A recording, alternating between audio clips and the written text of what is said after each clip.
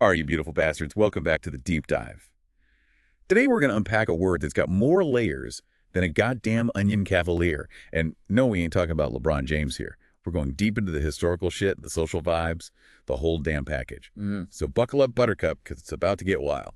Cavalier is a trip, man. It's a word that started as a straight-up diss, an insult hurled by those uptight parliamentarians during the English Civil War. Hold on, let's back that ass up for a sec, English Civil War.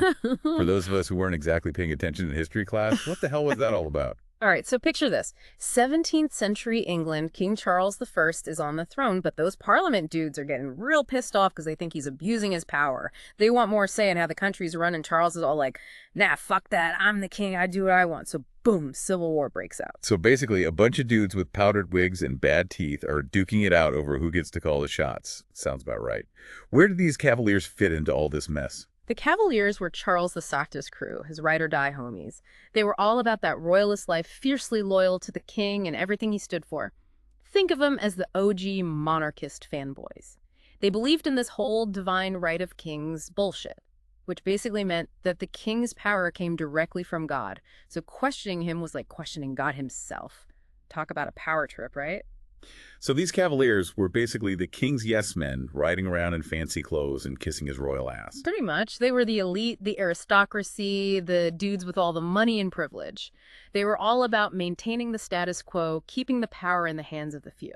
And these parliament dudes, the roundheads, as they were called, were the ones trying to shake things up. Exactly. They were a mixed bag, Puritans, merchants, landowners, all sorts of folks who were tired of the king's shit. They wanted a more representative government, one where the people had a voice. Okay, so we've got these two sides.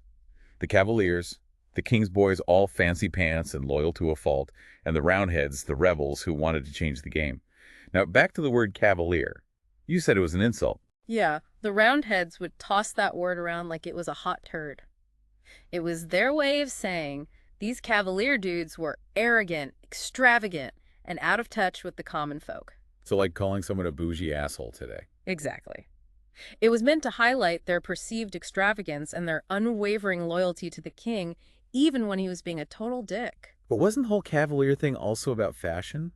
Like, weren't they known for their killer style? Yeah, the fashion element definitely played a part. They were rocking the long hair, the flowing capes, the fancy-ass boots, the whole shebang. Like those rock stars from the 80s, all hairspray and tight pants? Haha, kind of. But their style was more than just looking good. It was a way of flaunting their wealth and status. It was a visual symbol of their power and privilege. So they were basically peacocking all over the place, showing off their fancy duds and rubbing it in everyone's faces. You got it.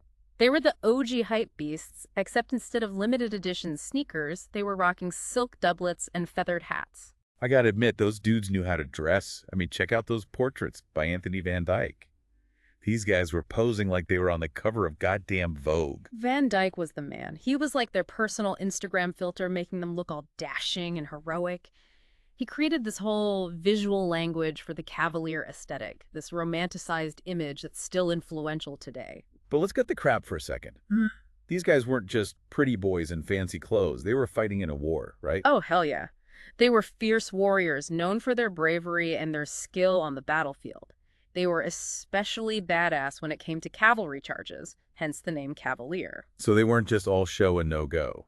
Nah, they could definitely handle their shit when it came to fighting. They were known for their daring raids and their relentless attacks. They were like the special forces of their time. But even the baddest motherfuckers can get their asses kicked right. True that.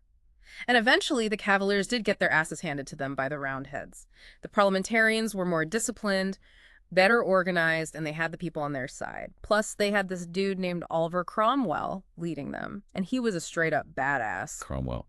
Wasn't he the dude who basically became a dictator after the war? Yeah, that's the guy. He was a complicated figure, a religious zealot who believed he was doing God's work. He led the parliamentarians to victory and then basically took over the country, abolishing the monarchy and establishing a republic. Talk about a power move. So what happened to the Cavaliers after they lost? Well, some of them went into exile following Charles II to France. Others stayed in England and tried to adapt to the new reality. So they went from being the big dogs to having their tails between their legs. That's got to be a major ego bruise. No doubt. But the Cavalier spirit didn't die out completely. Their ideals of loyalty, chivalry, and a certain devil-may-care attitude continued to influence English culture even after the monarchy was restored. So even though they lost the war, their style and their attitude lived on. Exactly. They became a symbol of a bygone era, a romanticized image of a time when honor and loyalty were paramount. Okay, so we've got these Cavaliers. Rich, stylish, loyal to the king, and ultimately losers in the game of power. But there's more to this story, right? Like, how did this word cavalier evolve over time? Did it always have this negative connotation? That's where things get really interesting. Because, believe it or not, Cavalier eventually went from being a diss to a badge of honor. Wait, what? How the hell did that happen? That's a story for part 2, my friend. Fuck yeah, bring on the next part. I'm dying to know how these losers managed to turn that insult into a compliment. Stay tuned, you beautiful bastards. We'll be right back after a quick break. All right, so we left off with those Cavaliers getting their asses handed to them and Cavalier being a straight-up diss.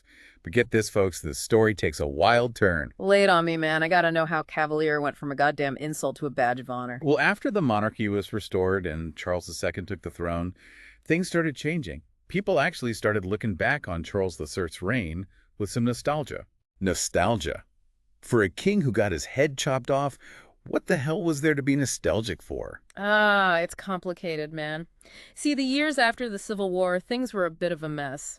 The Puritans, with all their strict-ass rules and no fun policies, sucked the joy out of everything. So they were like the original buzzkills, huh? Exactly. And people started romanticizing the good old days, when life was supposedly more fun and carefree. The Cavaliers, with their swagger, their loyalty, their love of a good time, they started looking pretty damn good compared to those uptight Puritans. So it's like when you dump your crazy ex and suddenly that boring stable one starts looking like a goddamn Prince Charming. Yeah, kind of like that. The Cavaliers, they became a symbol of a lost era, a time of chivalry, adventure, and good old-fashioned debauchery. Debauchery. Now you're talking. Tell me more. I'm always down for a good story about some historical bad behavior. Well, let's just say those Cavaliers weren't exactly known for holding back. They were infamous for their hard drinking, their gambling, their womanizing, you name it. Sounds like my kind of party. But hold on. Weren't they also all about honor and chivalry? Yeah. How do you square that with being a bunch of drunken, gambling whoremongers? It's a paradox, man. The Cavalier ideal was this strange mix of courtly manners and reckless abandon. They were supposed to be gentlemen, but also rogues. They had to be brave and honorable on the battlefield, but off the battlefield, all bets were off. So basically, they were the original bad boys. Charm and swagger on the outside, but heighten a dark side underneath. You got it. And that image, that duality, that's part of what made them so damn fascinating. Okay, so we get this picture of the Cavaliers as these romanticized figures, all bad boy charm and I don't give a fuck attitude. But how did that translate to the word cavalier? How the hell did it go from being an insult to a badge of honor? Well, as the Cavaliers became more romanticized, the word that was attached to them, it started to take on a different meaning. It didn't just mean arrogant and extravagant anymore. It started to suggest a certain style, a certain attitude, a way of being in the world. So cavalier basically became cool. Exactly. It became shorthand for someone who was confident, stylish, and a little bit reckless. Someone who didn't give a damn what others thought, lived life on their own terms. Like those dudes who ride motorcycles without helmets. Or those Wall Street guys taking insane risks with other people's money. Yeah, there's definitely a cavalier vibe to those types. It's that I do what I want attitude. That sense of daring and not caring about the rules. So basically, cavalier became the ultimate compliment for anyone who wanted to be seen as a badass. Pretty much. Yeah. And that image, that association with style and rebellion, it's influenced us right up to today. That's wild, man. A word that started as a diss and insult thrown at the king's buddies ends up becoming a symbol of cool. Talk about a comeback story. It really shows you the power of image and how we rewrite history to fit our own stories. So we've covered the history, the fashion, the badassery, the debauchery. But what about the art? Didn't these Cavaliers inspire some pretty epic paintings? Oh, hell yeah. You can't talk about Cavaliers without mentioning Anthony Van Dyck, the OG hype man for the royalist look. This guy was like the Instagram filter of his time, making everyone look ridiculously glamorous and noble. I've seen those portraits, Charles.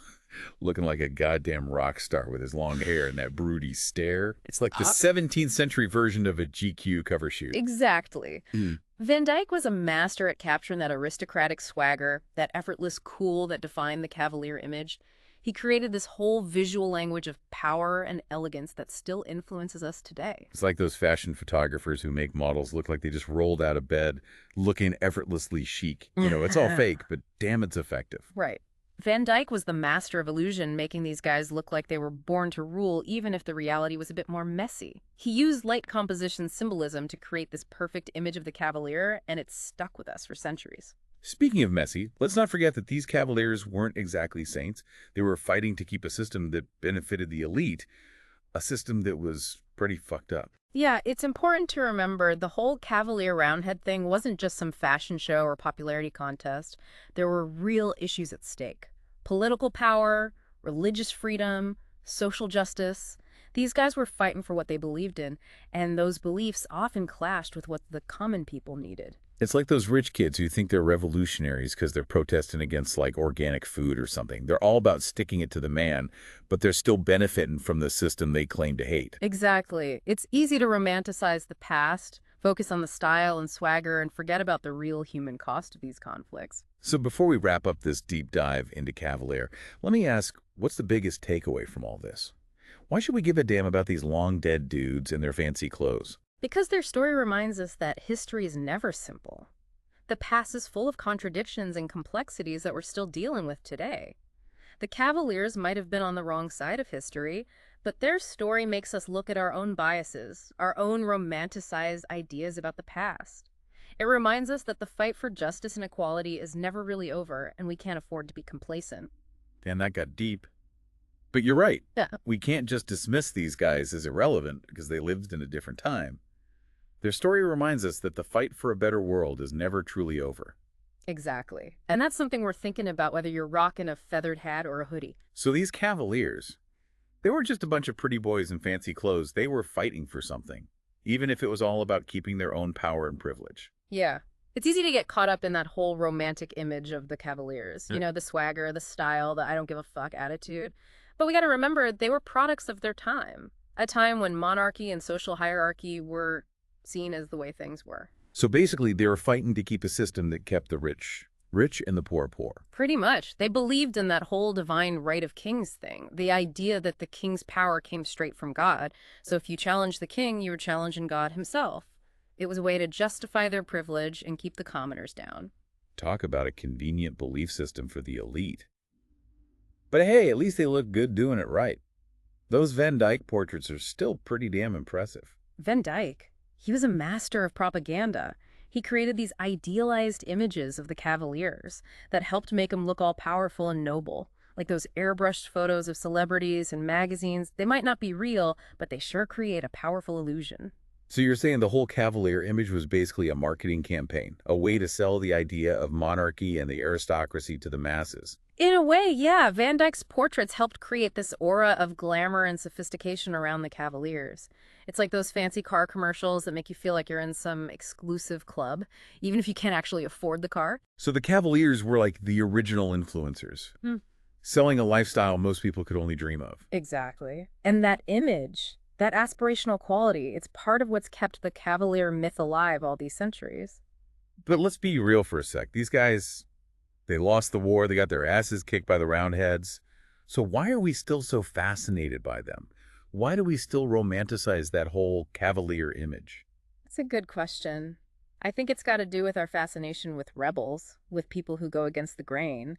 The Cavaliers might have been on the wrong side of history, but they represent a certain spirit of defiance, a willingness to fight for what they believed in, even if it meant losing everything. It's like that saying, live fast, die young, and leave a good-looking corpse. The Cavaliers might have gone down in flames, but they did it with style. There's definitely a romantic appeal to that. But I think it's also important to remember that the Cavalier spirit isn't just about rebellion. It's about loyalty, chivalry, a certain code of honor. So they weren't just a bunch of drunken party animals. No, they were complicated figures. They had good qualities and bad.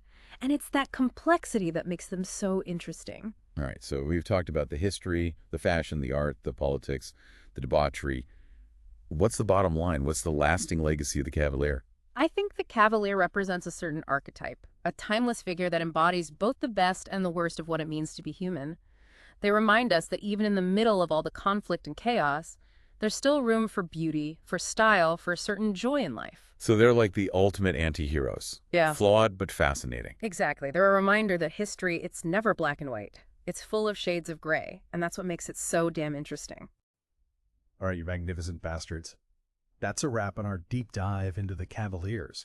We explore their origins, their beliefs, their style, their impact on art and culture, and their lasting legacy. It's a story full of contradictions, complexities, and a whole lot of badassery. So next time you hear that word Cavalier, remember it's more than just a historical term. It's a symbol of a certain attitude, a certain way of life that still resonates with us today. And hey, if you ever find yourself channeling your inner Cavalier, remember to do it with style and a good dose of self-awareness. Peace out.